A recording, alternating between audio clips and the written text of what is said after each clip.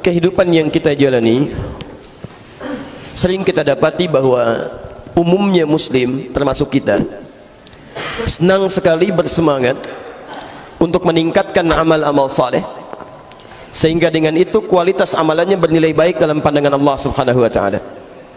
Maka tidak sedikit di antara mereka yang bahkan berlomba dengan saudara-saudaranya meningkatkan kebaikan. Dalam bahasa Quran surah kedua Al-Baqarah ayat 148, posisi paling kanan sebelah atas, dikenal dengan fastabiqul khairat, istilahnya walikulli wijhatun huwa muwalliha fastabiqul khairat. Dan setiap orang barangkali punya orientasi, kecenderungan untuk beramal pada hal tertentu yang beda dengan yang lainnya. Jadi ada yang senang meningkatkan tahajud, ada yang senang dengan puasa sunnah, ada yang senang dengan sedekah. Itu fitrah ya. Barangkali Anda tidak harus menemukan semua orang cenderung pada amalan yang sama. Coba lihat kecenderungan Anda ada di mana. Silakan cek. Anda pasti akan temukan bahwa Anda cenderung beramal konsisten pada amalan-amalan tertentu. Ya, ada di antaranya sekian kecil yang mungkin mengumpulkan amalan-amalan ini dan dijaga dengan istiqamah. Tapi yang paling penting dalam ayat ini, fastabiqul khairat. Ya, Allah sampaikan silakan berlomba untuk meningkatkan kebaikan. Maka Masya Allah, ada yang berlomba meningkatkan tahajud. Bahkan sekarang gerakannya ada di masjid ini tahajud, masjid sana tahajud. Ada yang berlomba meningkatkan puasa sunnah, dibuat status, disampaikan pada saudaranya. Ada yang berlomba meningkatkan hafalan Quran. Masing-masing mencoba untuk meningkatkan amal saleh. Tapi dalam proses berjalannya meningkatkan amal saleh ini, kadang-kadang maaf, sebagian dari kita lupa untuk mengkaji satu persoalan yang tidak disadari, bahkan seketika bisa menggugurkan amal-amal soleh yang telah lelah ditenun ini. Saya ulang, sebagian dari kita lupa ada persoalan-persoalan serius yang bahkan jarang disadari. Ketika amalan ini dikerjakan pada saat yang bersamaan, bahkan dia bisa menghancurkan amalan yang telah lelah kita tenun. Ada orang tahajud, mulai merencanakan bangun malam, tahajud sekian rakaat, bergelut dengan rasa lelah, tiba-tiba dalam pandangan Allah nggak ada nilainya. Masya Allah. Yang paling fatal, ada orang-orang yang coba meningkatkan amal saleh. Dia puasa, dia kemudian sholat, dia kemudian juga bayar zakat, dia membaca Al-Quran, tapi Masya Allah, dia melakukan perbuatan yang bukan hanya menggugurkan amalannya, bahkan menghadirkan ancaman Allah yang menghadirkan siksa kuburnya, menghabiskan amalannya, plus dijamin masuk neraka tanpa pernah keluar darinya. Nanti kita akan turunkan ya. Saya beri contoh misalnya Quran surah ketiga Ali Imran ayat 22, posisi paling kiri sebelah bawah. Ulaika alladzina habitat a'maluhum ya fid dunya wal akhirah. Ada orang-orang yang hancur, habitat a'maluhum ya.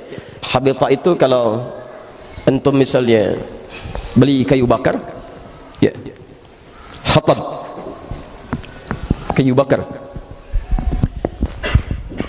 hatab, bismillah.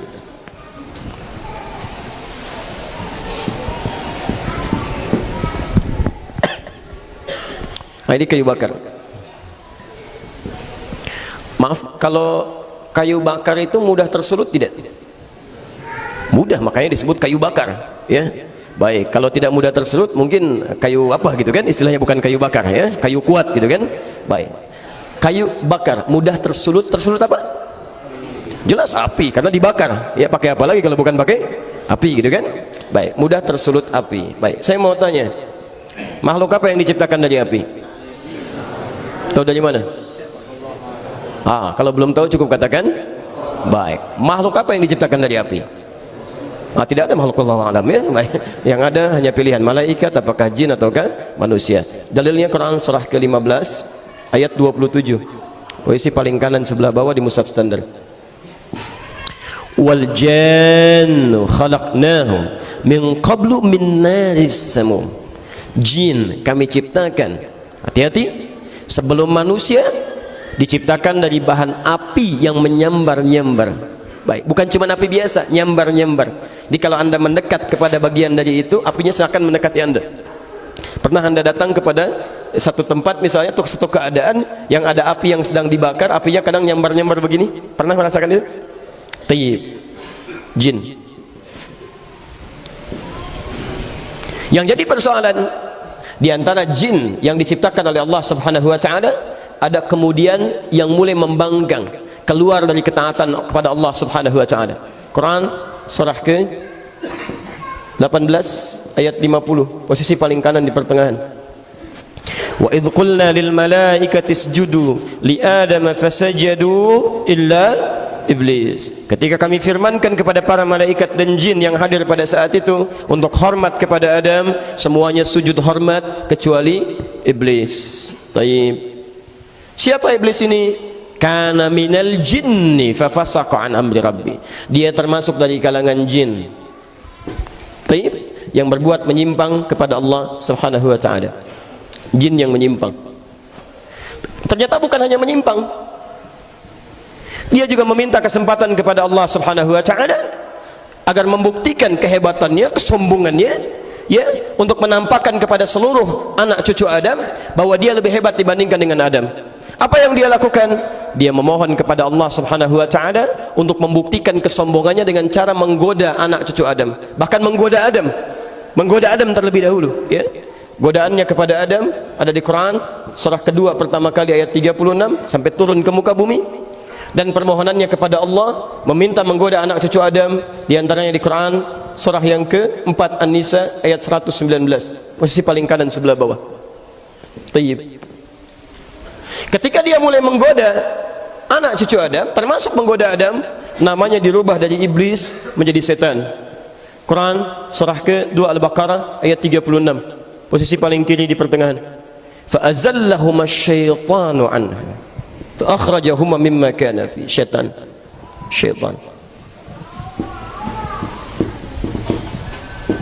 bentuknya disebutkan 70 kali dalam Al-Quran, bentuk jamaknya 18 kali dalam Al-Quran. Syayatin jumlahnya 88 kali disebutkan di Quran.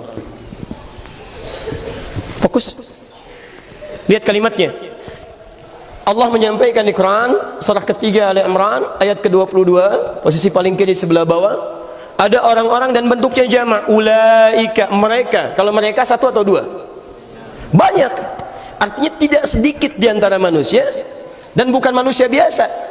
Ya, karena kalau habis amalnya itu menunjukkan dia pernah beramal sebelumnya. Ya, kalau tidak pernah beramal nggak akan disebutkan oleh Quran, langsung seketika habis saja. Artinya kalangan yang disebut dengan ulaika ini adalah bukan manusia biasa, tapi orang yang telah menyatakan beriman kepada Allah Subhanahu wa taala.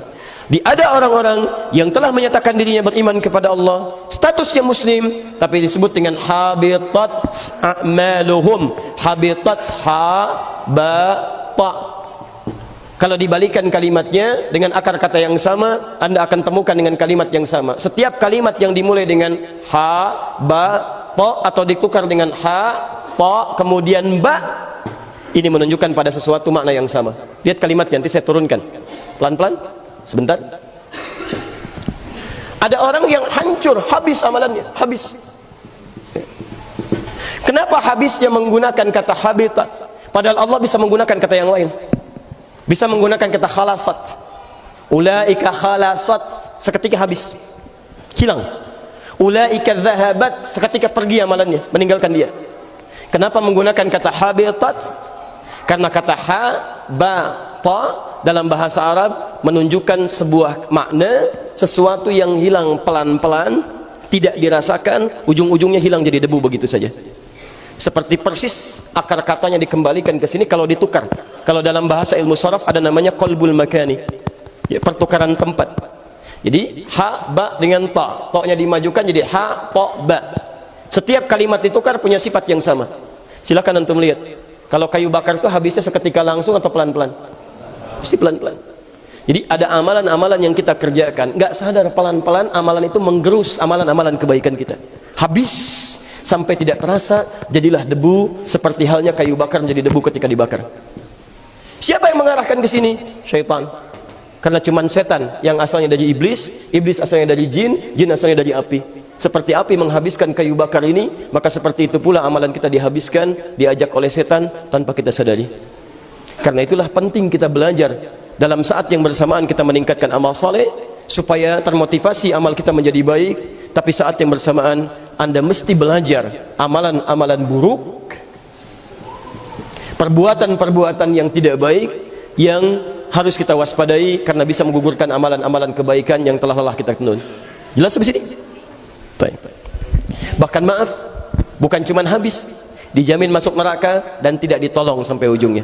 Wa ma lahum min nasirin. Silahkan cek ayatnya. Wa ma lahum min nasirin. Dan gak akan pernah ditolong sampai dengan hari kiamat kalau dia tidak bertobat kepada Allah Subhanahu wa taala. Bahkan tahukah Anda kawan-kawan? Maaf, di antara mereka bahkan ada yang dimasukkan ke dalam neraka Jahannam lebih duluan dibandingkan orang kafir. Masya Allah, lebih duluan dibanding orang kafir ya, dan namanya pun khusus oleh Allah ya, diberikan nama bahkan sebelum dia meninggal kalau dia tidak mau bertobat ya, disebut dengan kalimat munafik. Munafik tayyib, jamaknya munafikun atau munafikin. Quran surah keempat An-Nisa ayat 140, posisi paling kiri sebelah bawah. Wa qad nazzala 'alaikum fil kitabi, telah tetap ketentuan di dalam Al-Qur'an, an idza sami'tum ayatillahi yukfaru biha, kalau Anda mendengar ada orang bicara tentang ayat-ayat Allah tapi mengingkarinya, wa yustahza'u biha, atau minimal mengolok-olok ya, sudah ada firman Allah jelas, sudah ada kalimat-kalimat Rasul jelas, tiba-tiba ada yang mengingkari, ada yang mengolok-olok, ada yang mencela, Masya Allah, ada yang menganggap itu hal yang biasa, ada yang macam-macam luar biasa. Apa yang terjadi? Kata Quran, selama dia masih punya peluang, fala taq'udu ma'hum, sadarkan dia dengan cara isolasi dia ya, jangan respon dia, jangan baca bukunya, jangan lihat tayangannya, tinggalkan oleh orang-orang beriman supaya dia sadar bahwa dengan itu perbuatan dia keliru, hatta yakhudhu fi haditsin ghairi, sampai dia sadar kembali kepada ketentuan yang benar. Ini Masya Allah, saking sayangnya Allah kepada golongan orang-orang ini. Dan kita pun dilarang untuk mencela dulu, dilarang, ajak dia kepada kebaikan, tunjukkan caranya apa, karena ada golongan-golongan yang sudah nggak bisa dinasehati Pak, susah ya. Ada orang-orang tertentu yang saat antum nasihati malah balik marah-marah ya, karena banyak yang tertutup dalam dirinya ya. Maaf, Quran surah kedua Al-Baqarah ayat 6 sampai 7, posisi paling kanan sebelah atas. Innal ladzina kafaru sawa'un 'alaihim a anzartahum am lam tunzirhum la. Masya Allah, kafar itu bukan, diantara maknanya bukan hanya orang kafir ya, yang non muslim, bukan, tapi juga menunjuk kepada orang-orang yang mengaku muslim tapi perbuatannya banyak menyimpang seperti orang kafir. Dia muslim tapi nggak mau sholat, dia muslim tapi menolak Al-Quran misalnya ya, maksudnya tidak mengambil keseluruhan dari nilai-nilai Al-Quran. Dia muslim tapi misalnya mohon maaf mengecilkan nilai-nilai Islam, macam-macam bentuknya. Masya Allah, wah ini ketika muncul hal-hal yang dia senangi, dia ambil. Tapi ketika ada dalam tuntunan Islam misalnya yang baik-baik tidak sesuai dengan harapan dia, dia tinggalkan. Bahkan tidak sedikit mencela. Bahkan celahannya pun bukan sekedar ke Islam, ke orang-orang yang terkait di dalamnya. Oh, apa itu hubungan Islam dengan Arab? Sudah, tinggalkan Arabnya, ambil Islamnya. Oh, Arab begini. Begitu datang raja Arabnya, tiba-tiba ceklik, Masya Allah, kemarin kemana gitu kan? Tapi macam-macam. Oh, jangan bayangkan yang lain ya, saya cuma kasih contoh aja ya, kasih contoh. Kadang-kadang suka tidak konsisten itu ya dengan apa yang kita sampaikan. Baik, ini teman-teman sekalian, kenapa? Karena khatamallahu ala qulubihim wa ala sam'ihim wa ala absarihim ghishawah.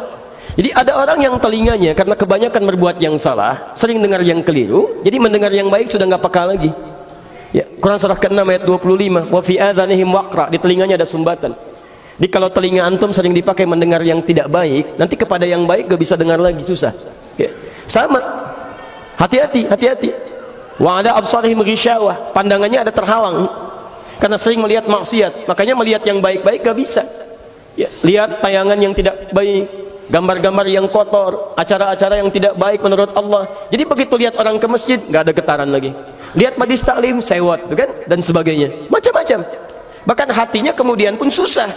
Kalau hatinya sudah susah, dinasihatkan pun sulit ya. Kamu kenapa sih begitu? Emang kenapa? Ya, kenapa sulit menerima Islam? Kata siapa? Saya sholat kok. Emang cuma kamu aja yang bisa gitu? Kamu kok gitu amat? Si amat aja nggak gitu? Itu kan si amat, bukan saya. Masya Allah, ini banyak gitu kan. Ketika disampaikan kalimat nolak, sampaikan ini marah ya, susah.